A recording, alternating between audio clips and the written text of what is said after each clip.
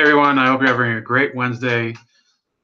This story is kind of taking on a life of its own, spreading a little virally thanks to the clever trolling of the independent candidate for Massachusetts, VA Shiva. And I think that this guy is pretty much what we need more of in the legislature.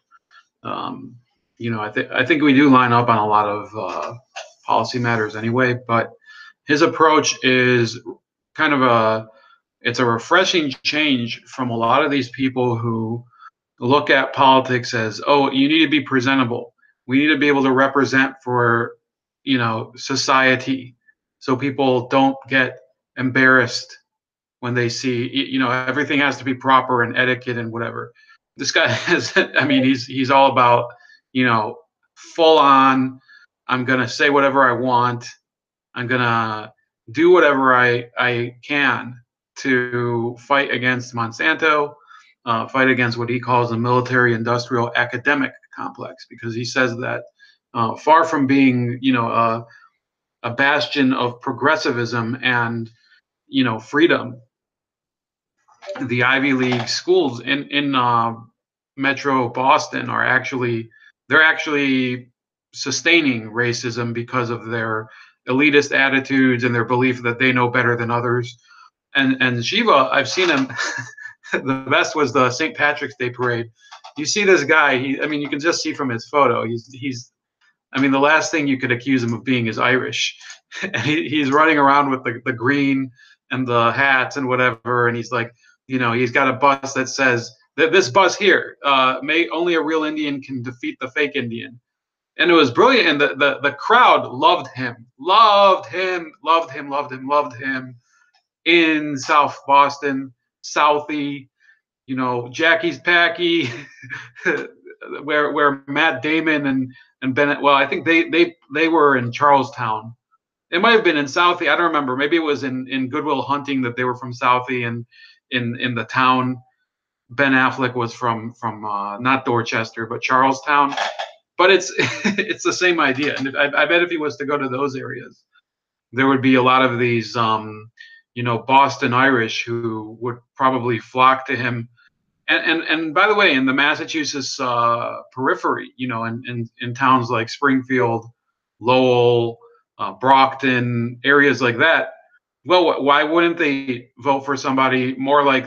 I mean, look. This is the paradox. A person like him, who did immigrate to the U.S.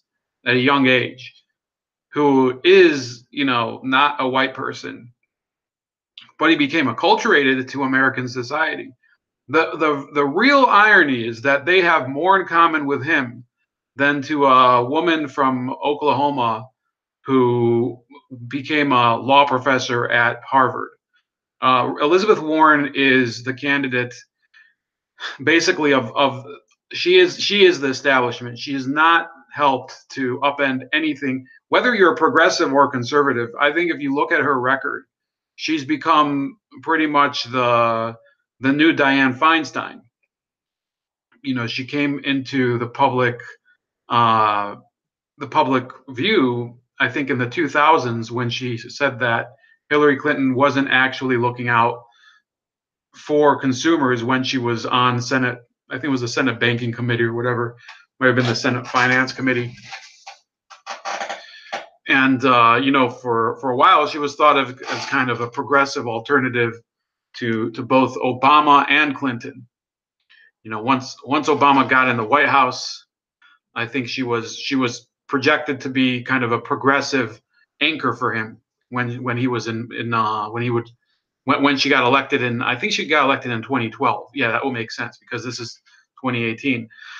So she's running for re-election again. But under Obama, the only accomplishment that was actually tangible for Elizabeth Warren's wing of the party was the creation of the Consumer Financial Protection Bureau, which from people I know who have dealt with it is pretty much like a mafia that extorts private companies to give money to them because certain clients claim that clients that engage in a lawful but unfair business deal, they claim, oh, we need the CFPB to protect us. Payday lenders. We need the CFPB in order to police payday lenders. Well, there's probably a few issues with payday lenders. I think those issues can be solved by for lack of a better solution, private civil litigators, lawyers as they call them, and Elizabeth Warren knows that. You don't need a government agency that pockets the majority of the settlement in order to help the consumer. And in fact, that's in some cases it only makes it a little worse because the consumer doesn't get the money back. It's just the premise behind it is kind of the notion that the person who steals from a thief is not a thief, but it's just not true. First of all, payday lenders are not exactly first of all, they're not illegal. If you want them to be illegal, well, when people do need loans that are high risk because they have bad credit, well, who are they going to go to? They're going to go to whoever they traditionally went to, which is the gray market, loan sharks. So Lizzie Warren, and I don't really, I have a past where I do talk to like um, you know, anti-Chief Wahoo activists, people like that.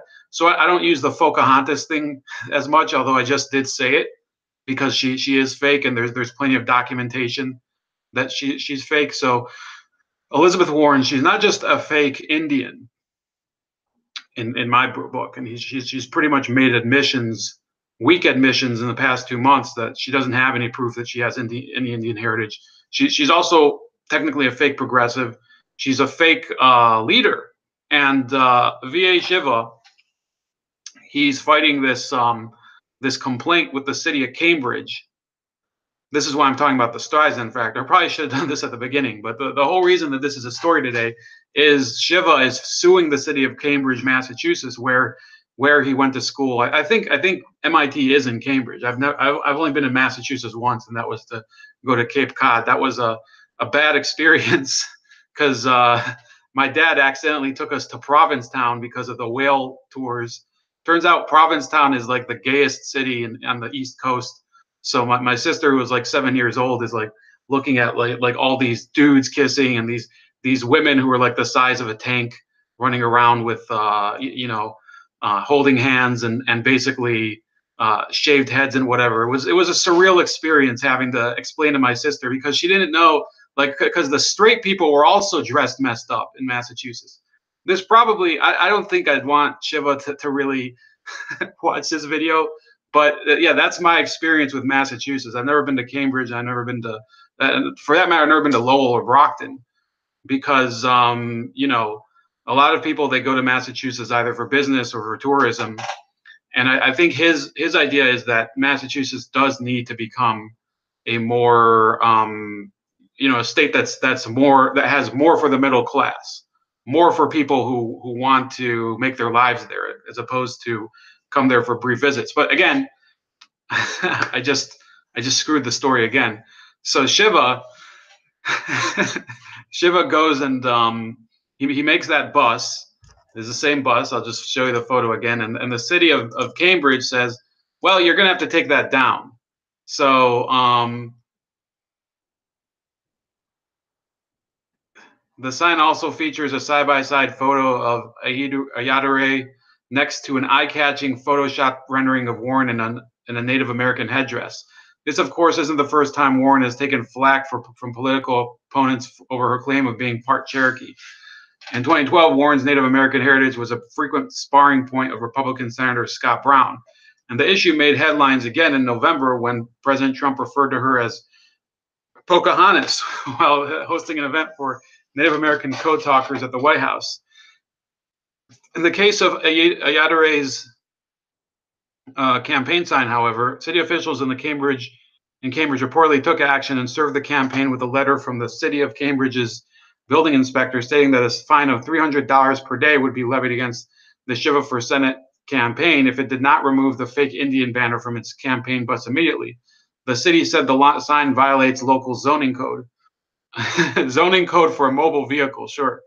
Ayatollah, for his part, feels the letter represents an outright attack on the First Amendment and free speech, and he's fighting back with a lawsuit. We will not allow the racist Warren to unleash her fascists in the city of Cambridge to shut down our historic slogan, attack the First Amendment, and extort monies from our campaign. Ayatollah's campaign website now reads in bolded red text. It then goes on to solicit donations from constituents to support our right to defend the rights that our American revolutionaries died fighting for. All this before gently closing the webpage with the words, "Be light, Shiva." So, yeah, this guy's great.